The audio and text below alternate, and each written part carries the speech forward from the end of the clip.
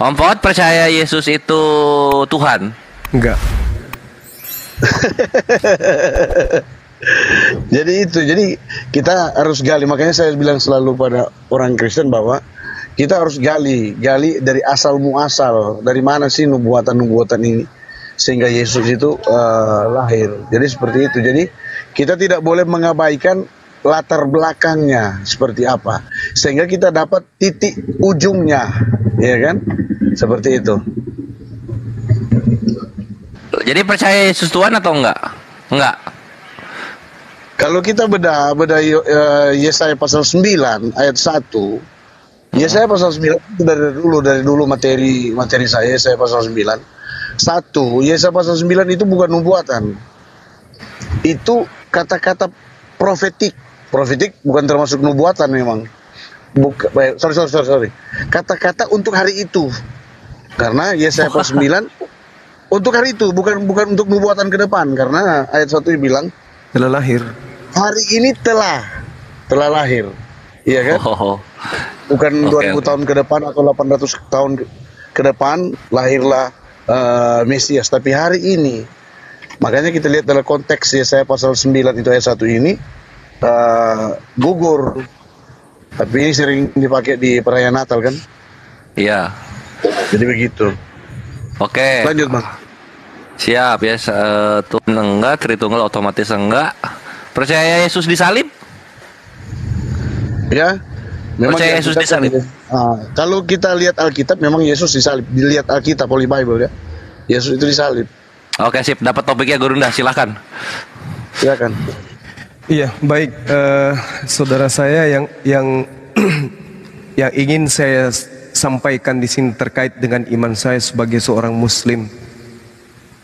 Ketika kemudian Allah menjadikan sosok Nabi Isa di dalam Islam sebagai Al-Masih, dalam arti kata bahwasanya Nabi Isa alaihissalam itu diangkat oleh Allah dan kemudian didatangkan untuk yang kedua kalinya kelak, dan tidak ada satupun ahli kitab yang bertemu dengan Nabi Isa alaihissalam kecuali beriman kepada beliau. Nah, izinkan saya menarasikan begini. Mesias itu yang ditunggu oleh Bani Israel itu, kalau menurut saya, adalah Nabi Isa alaihissalam. Itu Mesias yang ditunggu. Jadi penjelasan Nabi Isa kemudian ketika datang kepada Bani Israel akan menjadi penyelamat kepada Bani Israel. Tidak ada satupun di antara ahli kitab kecuali akan beriman kepada Nabi Isa alaihissalam, karena Nabi Isa lah yang akan menjadi juru selamat mereka. Itu nanti mereka imani setelah untuk datang kedua kalinya. Ini pemahaman saya berdasar Quran. Nah kemudian kalau saya melihat di Kristen, Mesias ini kudu mati disalib. Tetapi kalau di Islam, yang disalib ini adalah orang yang diserupakan, bukan Nabi Isa. Nabi Isanya diangkat ke langit, kemudian akan didatangkan lagi untuk yang kedua kalinya. Ketika dia datang yang kedua kalinya, barulah ahli kitab akan beriman. Ternyata benar yang disampaikan oleh Al-Quran bahwa dia adalah sang Mesias itu. Bedanya antara Islam dan Kristen, Kristen mengimani yang mati itu adalah Mesias itu sebagai penebus dosa. Kalau Islam, Mesias itu diselamatkan oleh Allah. Nah, itu pertentangan kita dengan saudara Kristen. Nah, namun ada data yang kemudian menarik di sini.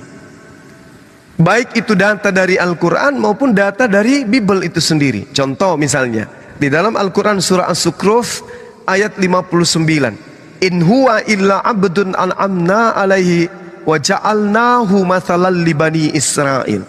Nabi Isa alaihissalam adalah sosok Nabi sebagai pertanda kepada Bani Israel.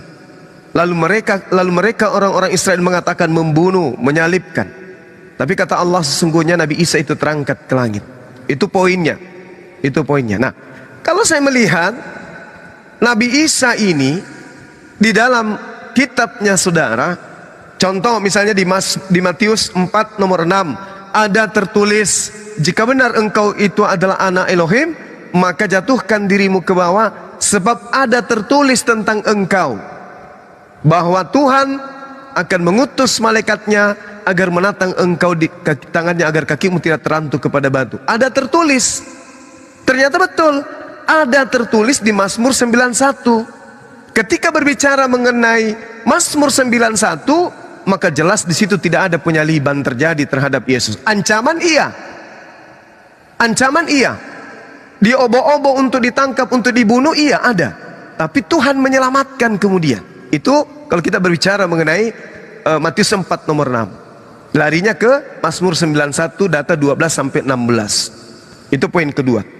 Kemudian ternyata di dalam kitab saudara, seperti yang tertera di dalam Matius 27 nomor 18, Pilatus sang gubernur waktu itu mengatakan, Pilatus mengetahui bahwa orang-orang Yahudi, imam-imam Yahudi, mahkamah-mahkamah agama menyerahkan Yesus itu karena dengki. Artinya karena dengki, artinya karena kebencian, karena ketidaksenangan terhadap Yesus. Jadi ada penangkapan, ada penyerahan, ada orang yang didengki, ada orang yang dimusuhi, ada orang yang diniatkan untuk dihilangkan. Nah, disinilah Allah bekerja. Pada saat orang yang diserahkan ini dikatakan Nabi Isa alaihissalam, Allah bekerja menggantikan dengan oknum lain, sehingga penyaliban itu benar-benar terjadi. Tetapi karena Allah cinta kepada nabinya diselamatkan, proses penyaliban tetap terjadi. Jadi penyaliban itu ada. Islam mengakui penyaliban itu ada. Kristen mengakui penyaliban itu juga ada. Tetapi di Islam yang disalib itu adalah orang yang diserupakan, bukan Nabi Isa alaihissalam. Demikian sementara Bung sebagai pengantar. Silakan.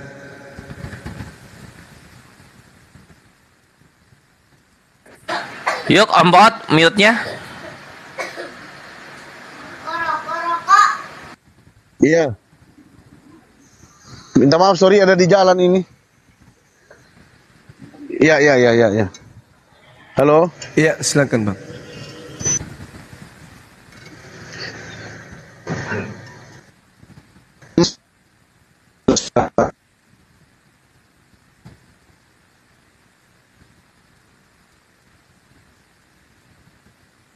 Ini jaringan saya ya? Bukan Gurunda, Om Pot. Tadi ada logo sinyal merah. Lagi di jalan beliau. Gimana itu? Ayo Om Pot, berhenti dulu di warung kopi. Makanya dia bilang begini, telah lahir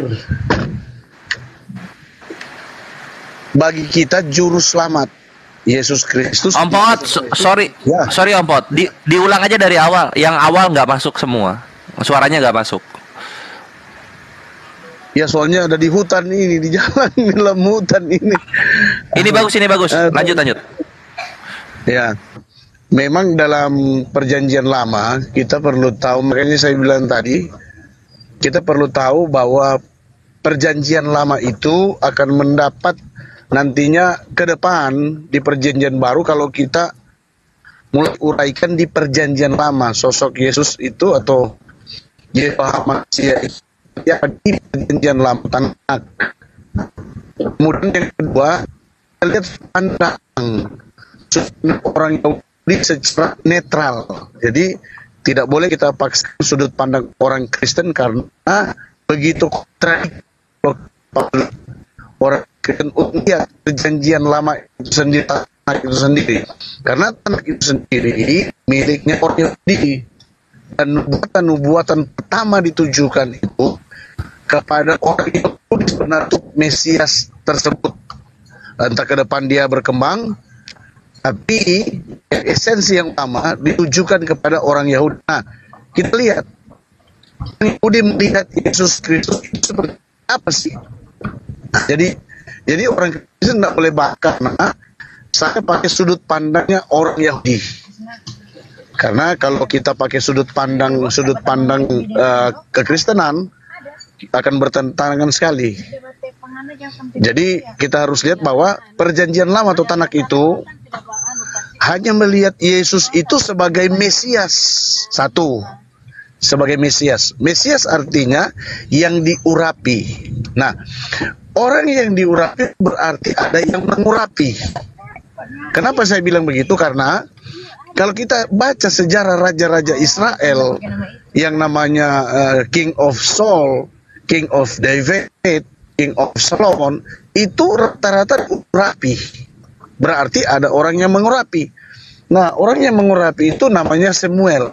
Nah, yang diurapi ini, Mesias ini, tentunya ada yang mengurapi.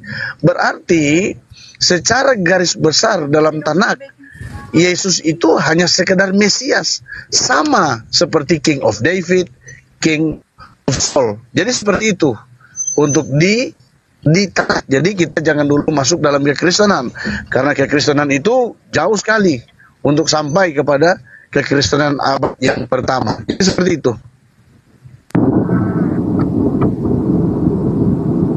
Oke, baik. Semoga suara saya kemudian bisa didengar dengan baik. Jadi kalau di Islam itu, Bang, orang-orang yang kemudian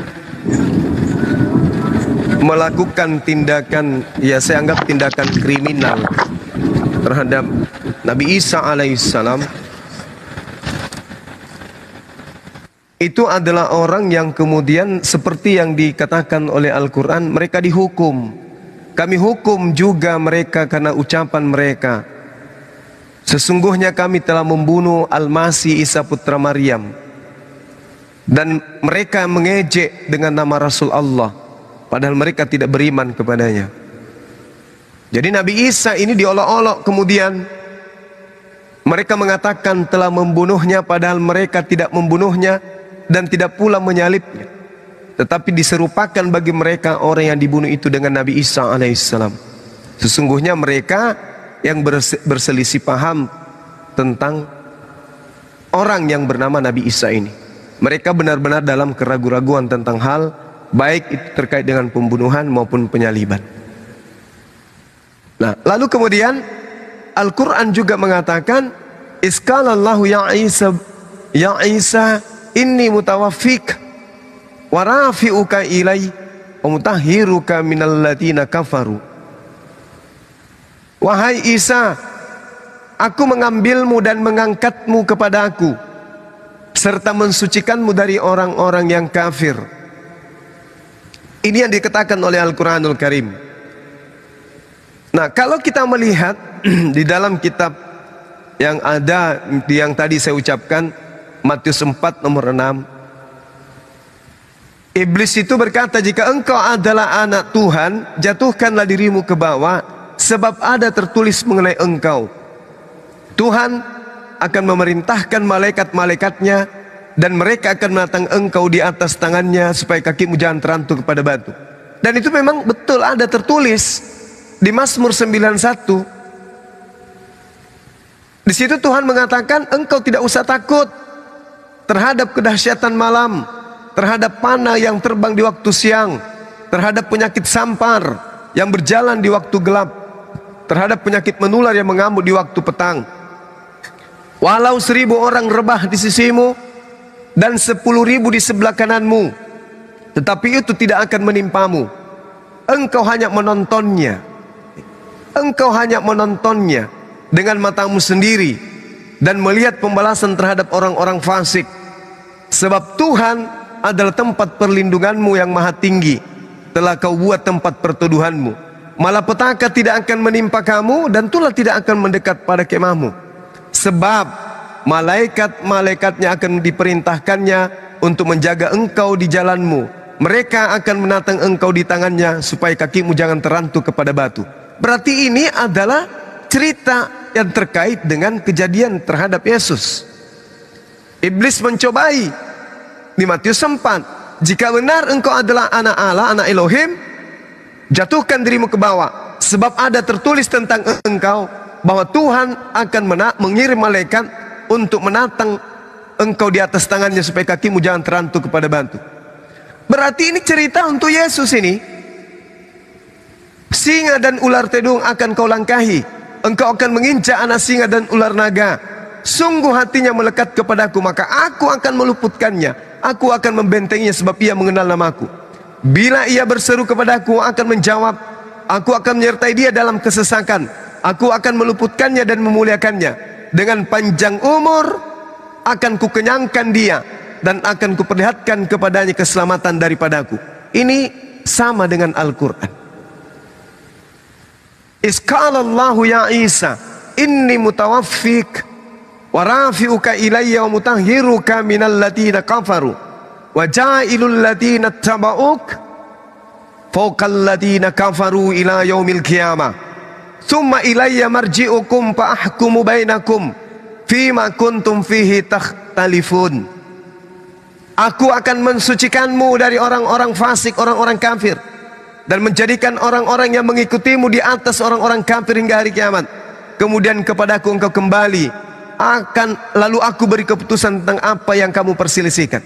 Ini, aku mengambilmu wahai Nabi Isa, aku mengangkatmu ke sisiku dan mensucikanmu dari orang-orang kafir.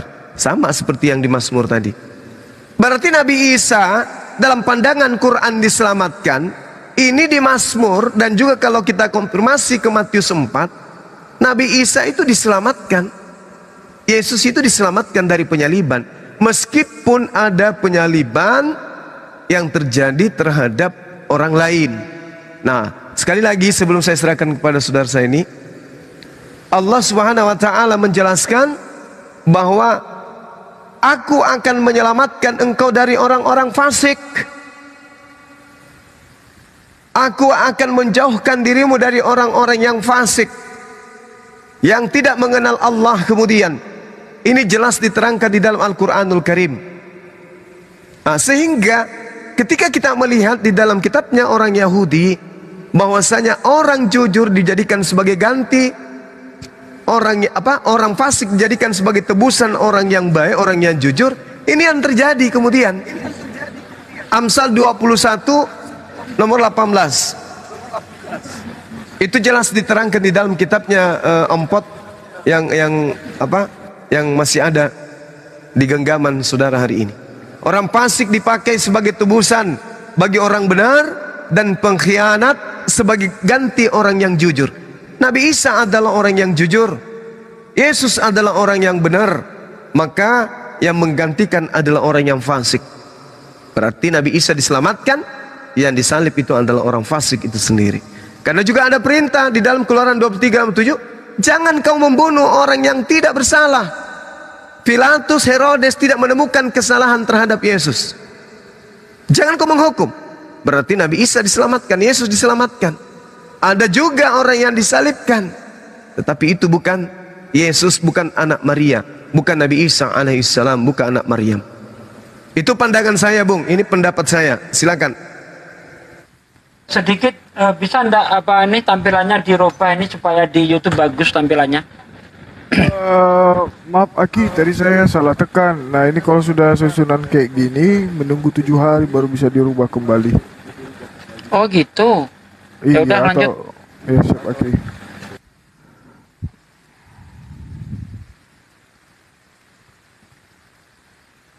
Assalamualaikum warahmatullahi wabarakatuh. Waalaikumsalam warahmatullahi wabarakatuh. Silakan Empot. Oke. Jadi begini, memang tidak dipungkiri bahwa memang banyak orang bertanya, who is Jesus Christ bagi Empot. Nah, saya bilang kalau kita kembali dalam Old Testament atau kembali ke Tanakh, kita akan dapat dasar yang kokoh, who is Jesus, ya kan? Siapa itu Yesus? Nah, orang Israel itu kita tahu bersama bahwa kenapa mereka menunggu Mesias, hanya satu dasar esensi yang pokok bagi orang Israel. Jadi orang Kristen jangan dulu komplain saya, jangan dulu mungkin berkalimat yang negatif kepada saya. Kalau kita secara equal melihat dan menilai perjanjian lama itu seperti apa. Jadi jauh dari kekristenan, jadi orang Kristen.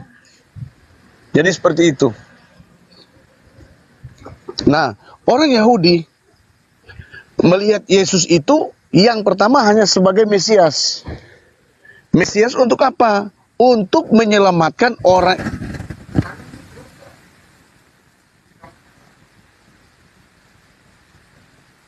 Hilang suaranya, Om Fuad.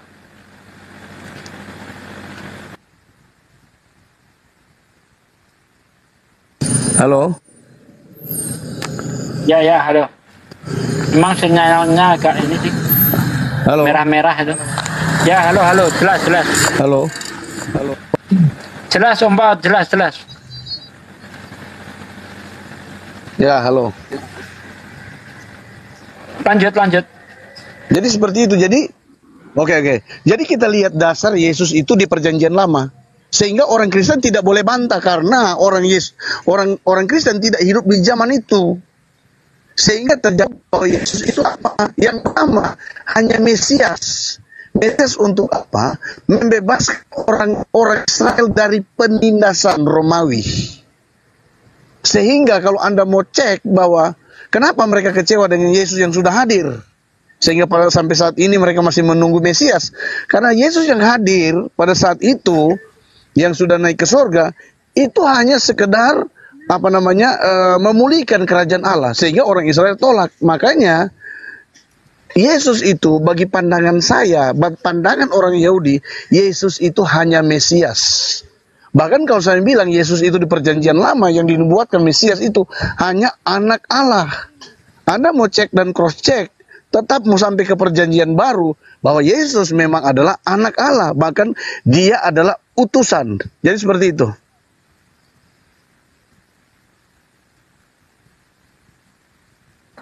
Iya. Jadi kembali saya ingin membacakan sebuah ayat dalam Al-Quranul Karim. Di dalam Al-Quran surah An-Nisa ayat 159. Bismillahirrahmanirrahim.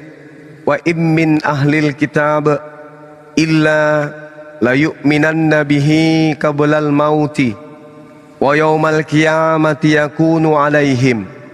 Tidak ada seorang pun di antara ahli kitab yang tidak akan beriman kepada Nabi Isa alaihissalam menjelang kematiannya. Dan pada hari kiamat Nabi Isa akan menjadi saksi bagi Bani Israel.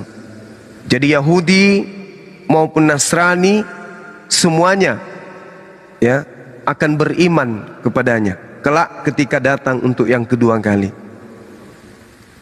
Ini yang diterangkan oleh Al-Quranul Karim. Jadi sebelum kemudian kematian dari ahli kitab, di akhir zaman mereka semua akan beriman kepada Nabi Isa. Ketika mereka beriman kepada Nabi Isa alaihissalam, itu sama halnya mereka telah menjadi makmum bagi baginda Rasulullah Muhammad sallallahu alaihi wasallam. Lalu apa yang diterangkan oleh kitabnya teman kita Yahudi? Misalnya di dalam Yeremia 23 nomor 3. Aku akan mengumpulkan sisa-sisa kambing dombaku dari segala negeri kemana aku mencerai berakan mereka. Dan aku akan membawa mereka kembali ke padang mereka. Mereka akan berkembang biak dan bertambah banyak. Ini data di dalam kitab Yeremia 23. Baik itu di data nomor 8 juga dikatakan hal yang sama.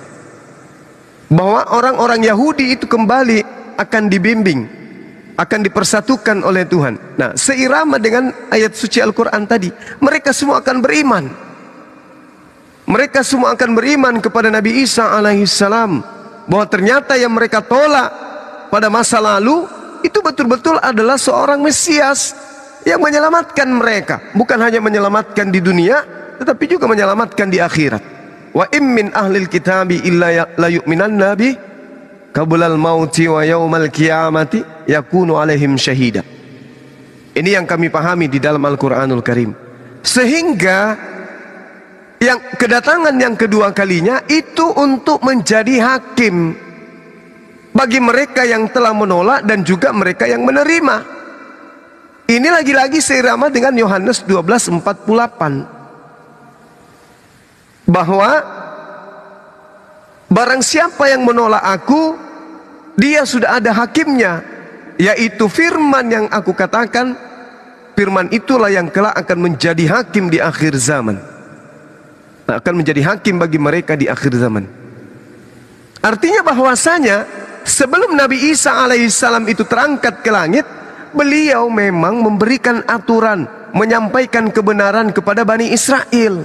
Makanya dikatakan, in huwa illa abdun an'amna alaihi wa ja'alnahu mathalan li Bani Israel. Nabi Isa sebagai nabi memberikan pengajaran berupa hikmat Injil kepada mereka. Ada yang menolak, ada yang menerima. Tetapi tidak ada hubungannya pengajarannya ketika dia mengajarkan hikmat Injil tentang pembunuhan, bahwa kematiannya adalah untuk nebus dosa, kematiannya untuk di atas tiang salib itu sudah dinubuatkan. Itu nggak ada. Karena yang kita lihat dan yang kita temukan di dalam kitabnya teman kita Kristen, Yohanes 11 dari data 45 sampai 53, jelas sekali di sana tersimpul kesimpulan yang akurat. Yesus ditangkap itu oleh karena dengki terhadap Yesus yang semakin banyak pengaruhnya terhadap jemaat Yahudi pada saat itu. Jadi Yesus ingin ditangkap dengan menggunakan kesaksian-kesaksian palsu. Para ahli Taurat, imam-imam dan juga mahkamah agama berkumpul untuk melakukan kesaksian-kesaksian palsu agar Yesus itu ditangkap. Ini Tuhan tidak mungkin izinkan. Tetapi ada yang berkhianat kemudian untuk supaya Nabi Isa itu, Yesus itu ditangkap. Inilah yang menggantikan daripada Nabi Isa yang benar. Orang fasik inilah yang kemudian menggantikan posisi beliau. Karena tidak mungkin, begitu besar kasihnya Tuhan ke alam dunia ini, maka dia menganugerahkan anaknya. Yesus itu atau Isa itu di mata Brother Suma itu seperti apa? Kalau saya Bang, Nabi Isa alaihissalam dengan yang teman-teman kita sebutkan Isa, Yesus, itu adalah oknum yang sama. Iya, halo. Halo. Iya, halo, suara saya kedengaran? Suara saya kedengaran, Bang? Ya. Oke.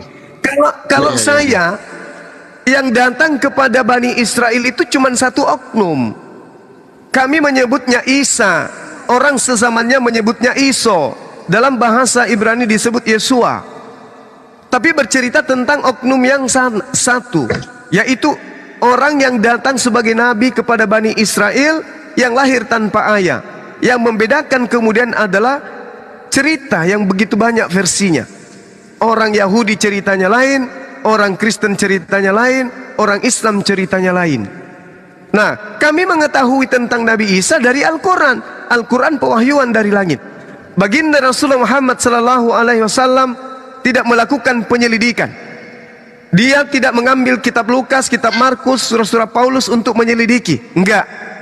Selayaknya Lukas melakukan penyelidikan. Selayaknya Matius, Yohanes menerima kesaksian-kesaksian dari orang-orang yang katanya saksi. Selayaknya Paulus yang hidup bersama dengan Yesus. Nabi Muhammad SAW tidak pernah kemudian melakukan penelitian, melakukan penyelidikan, melakukan daftar pustaka dan seterusnya. Seketika beliau mendapatkan informasi dari langit. Nah, itu yang disampaikan oleh beliau tentang sosok ini, nabi ini yang datang kepada Bani Israel kemudian. Nah, sehingga saya mendapat kesimpulan dari pengajaran Al-Quran dan juga Bible serta perjanjian lama, bahwasanya memang ada penangkapan. Tapi penangkapan ini tidak mungkin terjadi kepada orang yang dikasihi oleh Tuhan. Satu, ketika Yesus kemudian ditanya oleh muridnya di dalam Matius 19, "Guru, apa yang harus saya lakukan supaya saya memperoleh hidup yang kekal?" Kata Yesus, "Agar engkau mendapatkan hidup yang kekal, taati segala perintah Tuhan." Murid bertanya, orang itu bertanya, "Apa itu yang harus kami lakukan? Perintah yang mana?" "Jangan kau membunuh." Jangan kau membunuh. Berarti Yesus tidak boleh dibunuh. Yesus itu tidak boleh dibunuh. Karena ada perintah, jika engkau ingin memperoleh hidup yang kekal, jangan kau membunuh. Jadi pembunuhan terhadap orang benar, yaitu Isa atau Yesus, itu tidak boleh. Haram hukumnya. Karena itu melanggar hukum Taurat. Artinya kalau ada yang mencoba membunuh Yesus, Tuhan yang mengutus beliau pasti turun tangan. Makanya iblis mengatakan ketika Daud menuliskan Tuhan akan menolong anaknya, Tuhan akan menolong hambanya di dalam Mazmur 91 yang tadi. Makanya iblis yang mengatakan, wahai Yesus, jika benar engkau adalah anak Allah, engkau Mesias, jatuhkan dirimu ke bawah, sebab Tuhan yang Maha Tinggi akan mengirim malaikatnya agar menatang engkau di tangannya, agar kakimu tidak terantuk kepada batu. Ada tertulis, begitu kita selidiki betul, ada tertulis di Mazmur 91. Berarti Isa, dalam hal ini Yesus, itu diselamatkan. Berarti Al-Quran benar. Dia tidak ada penyaliban, tapi bukan Isa alaihissalam, bukan Yesus anak Maria, melainkan Yesus lain. Dan bukankah ketika penangkapan Yesus juga ada Yesus Barabas? Yesus Barabas artinya Yesus putra Bapa. Dia adalah penjahat nasionalis yang dikejar oleh Yahudi dan Romawi. Ketika kemudian ada penyaliban terhadap Yesus, Yesus Barabas hilang. Entah kemana Yesus Barabas ini. Padahal dia penjahat kelas kakap. Kemana? Mana ceritanya Yesus Barabas? Gak ada. Yesus putra Bapa. Ternyata yang mati yang diimani teman Kristen adalah Yesus anak Allah, Yesus anak Bapa. Yesus Barabas lah itu menurut kesimpulan saya. Karena Yesus Barabas, Bar artinya putra, Abbas artinya Bapa. Yesus Barabas artinya Yesus putra Bapa. Yesus putra Bapa, sedangkan yang diselamatkan Yesus putra Ibu, anak Maria. Seperti itu kesimpulan saya untuk sementara, Bang. Silakan. Oke, Brother Suma. Jadi menurut pandangan Brother Suma, Isa itu dia Mesias atau anak Allah, atau dia juru selamat bagi orang Muslim. Sehingga kan dia akan datang pada kali yang kedua. Alkitab juga mencatat bahwa dia akan datang pada kali yang kedua, second coming, untuk menghakimi orang benar dan orang jahat, memisahkan kambing daripada domba, lalang di antara gandum, orang fasik dan orang benar. Jadi dia akan datang kembali untuk menghakimi. Jadi menurut brother, di pandangan Muslim, Mesias atau Yesus atau Isa Al-Masih itu seperti apa jawatannya? Silakan, brother. Iya, baik. Jadi Al-Quran menjelaskan Nabi Isa alaihissalam itu sosok Nabi yang datang kepada Bani Israel, yang dari kecil pun mukjizat-mukjizatnya itu sudah diperlihatkan oleh Allah kepada Bani Israel. Contoh, beliau bisa berbicara untuk kemudian membela ibunya yang dituduh oleh Bani Israel sebagai pesina.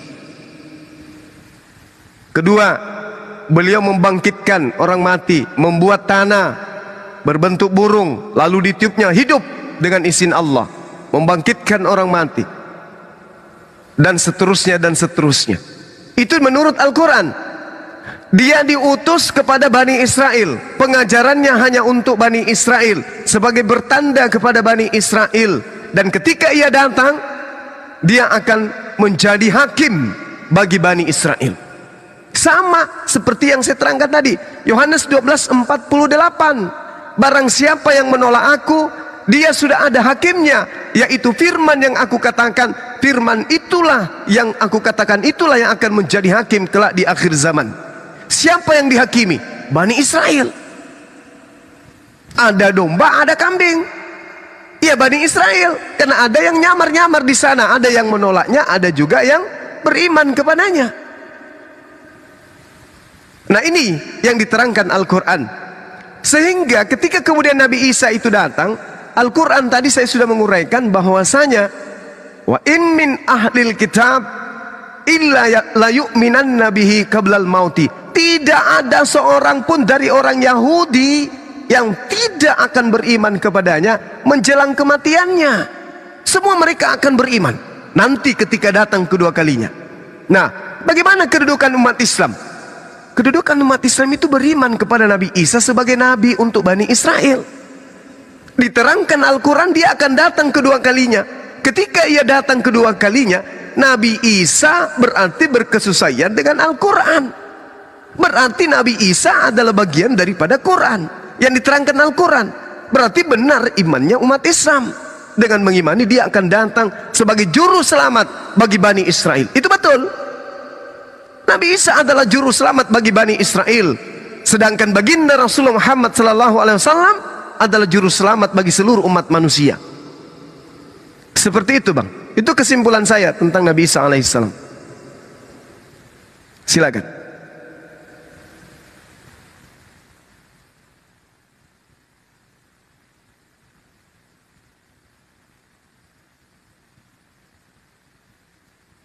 Halo. Ya.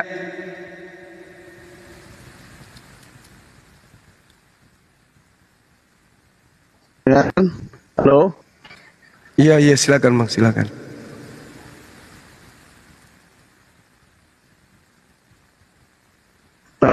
Seperti apa? Iya.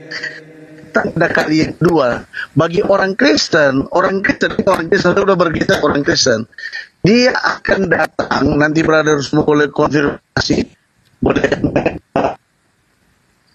namanya orangnya Tuhan sebagai mempelai laki-laki selain hakim, ya kan? Dia menghakimi, dia sebagai mempelai laki bahasa kayu, dia atas mempelai laki-laki untuk membawa orang benar. Ini teknologi naik, bisa nggak disingkirkan. izin dulu, bisa nggak Om Poot cari tempat ya. dulu ya, putus-putus suaranya Om Poot. Ya soalnya Sinyalnya Om Poot merah, lagi Om Poot. di tempat ayam ini, lagi di kebun ini, ada pakai mobil kebun, ada urusan malam-malam ini lihat ayam ini di kandang ayam. Oke. Sorry, Kalau putus-putus ya nggak. signalnya Oke, from nggak apa-apa. boleh. Jaringannya itu Om Poot. Boleh? Ya, mudah-mudahan Bang Juma bisa ini menyimak. Silakan. Jelas. Ya, Ya. silakan kesimpulan terakhir tadi. Iya, silakan. Jadi begini, bagi saya bahwa memang agak sorry ini soalnya dari kebun. Bagi saya Yesus itu sama seperti Brother Suma katakan tadi, ya kan? Dia sebagai nabi, sebagai utusan, sebagai Mesias. Sehingga tidak lepas dari Alkitab berkata, kalau kita konfirmasi dari 4 Injil, itu sangat berbeda yang mereka lihat. Yesus sebagai Raja manusia, Yesus sebagai Doulos, Yesus sebagai anak manusia, Yesus sebagai anak Allah yang suci. Nah jadi pertanyaan, di mana yang berkata bahwa Yesus itu adalah Tuhan atau Yesus itu adalah Theos dan setiap pengakuannya. Yang saya selidiki sampai hari ini, Mesias untuk apa? Untuk menyelamatkan, jadi jalan. Ya kan, orang Kristen selalu pakai Yohanes pasal 14 ayat 6. Akulah jalan kebenaran dan hidup, tidak ada orang yang datang kepada Bapa kalau tidak melalui aku. Hanya sekedar jalan, berarti ujungnya, endingnya ada sosok di depan sana yang menjadi penentu sebenarnya, walaupun nggak sebuah apa. Saya percaya Yesus itu seperti yang dikatakan Brother Suma tadi, dia adalah nabi dan utusan, sehingga kita tidak bisa tolak, sehingga orang Kristen nggak bisa komplain dengan apa yang saya katakan ini. Demikian. Iya, gini Bung. Jadi sebenarnya begini. Di dalam Al-Quran, Nabi Isa alaihissalam itu diutus hanya kepada Bani Israel saja. Wa iskala Isa bin Maryam, ya Bani Israel, inni Rasulullah ilaikum. Wahai Bani Israel, sesungguhnya aku utusan Allah kepadamu.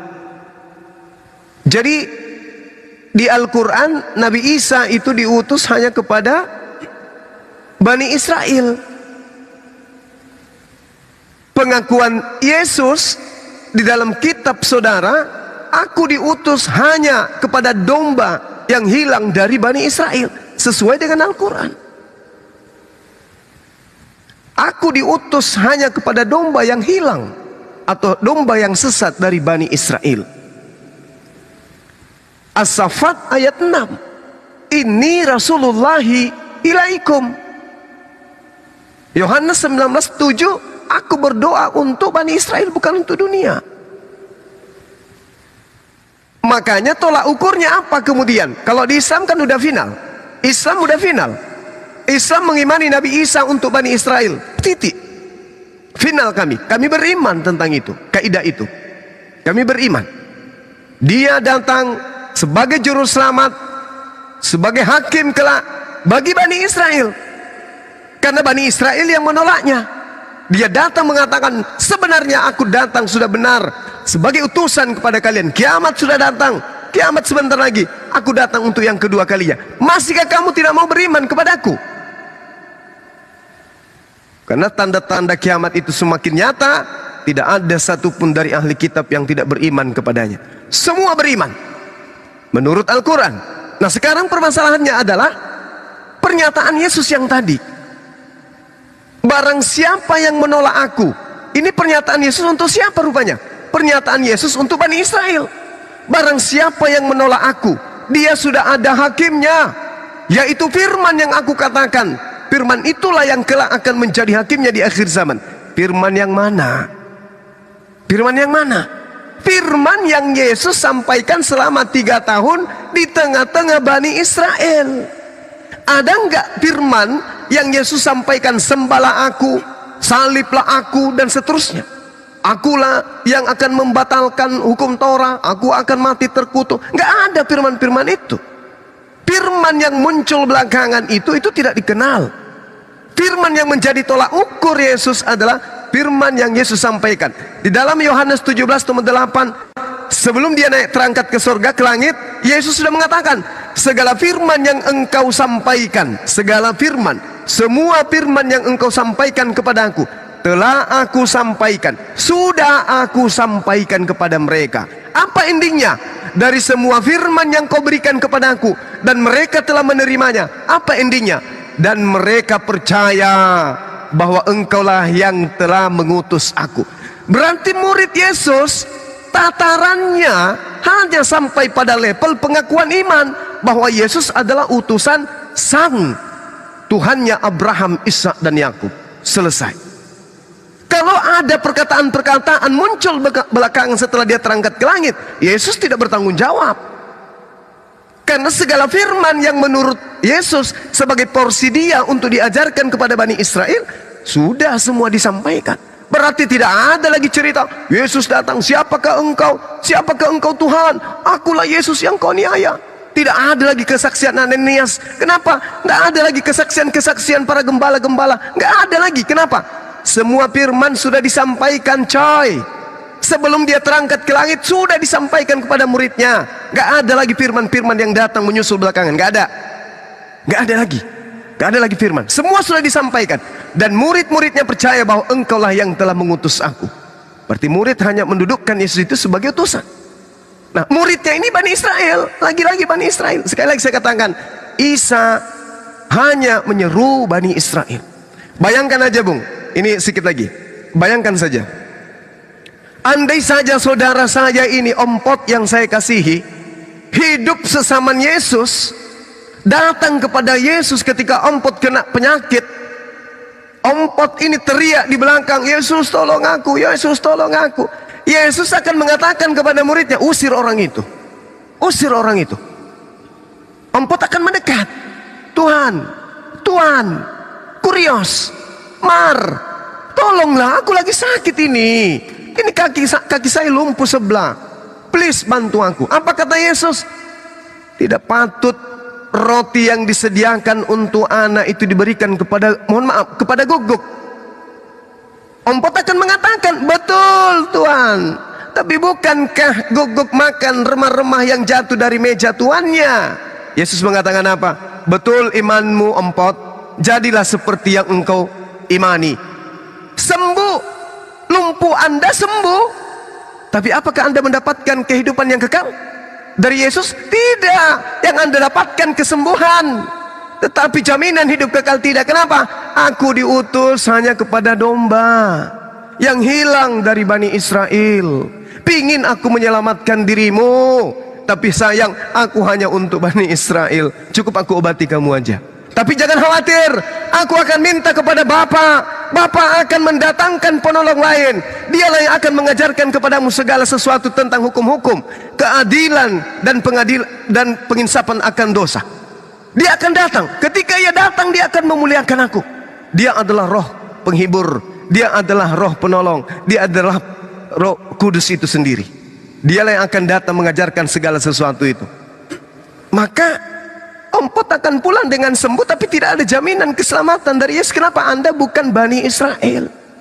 Seperti itu keadaannya. Makanya kami umat Islam itu beriman kepada Nabi Isa, beriman kepada Yesus sebagai Nabi utusan Tuhan kepada Bani Israel. Kami beriman, kami tidak munafik. Dia adalah jalan kebenaran dan hidup. Tidak ada yang sampai kepada Allah, Bani Israel yang sesama dengan dia, kalau tidak mengimani Yesus itu sebagai jalan kebenaran dan hidup. Mereka tidak akan sampai kepada Tuhannya Abraham, Ishak dan Yakub.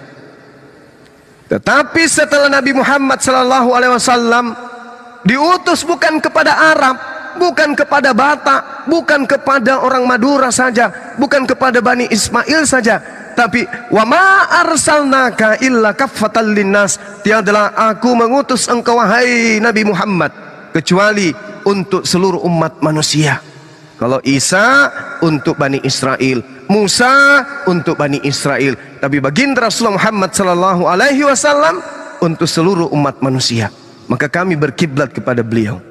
Meski kami beriman kepada Yesus, beriman kepada Nabi Isa, karena itu adalah bagian dari kesempurnaan iman Islam.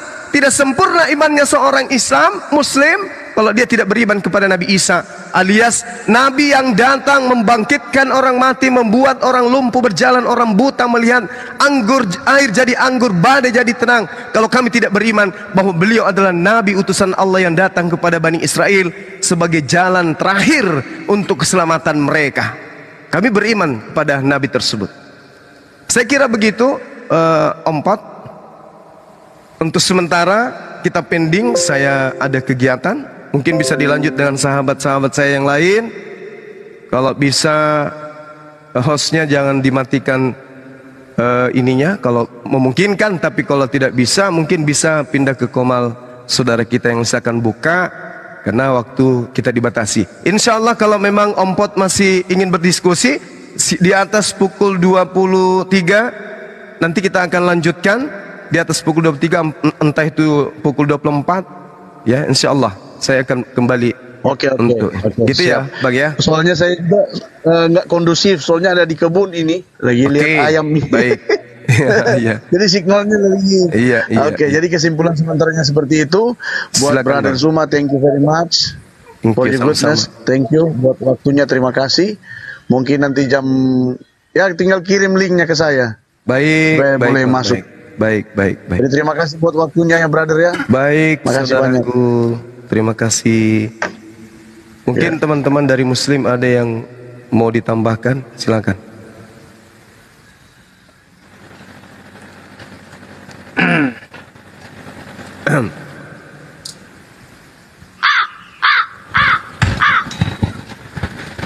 Mantap Burung sekali Akhi Juma paparannya. Tidak menyelisihi apa yang di dalam Al-Quran dan apa yang ada di Bible.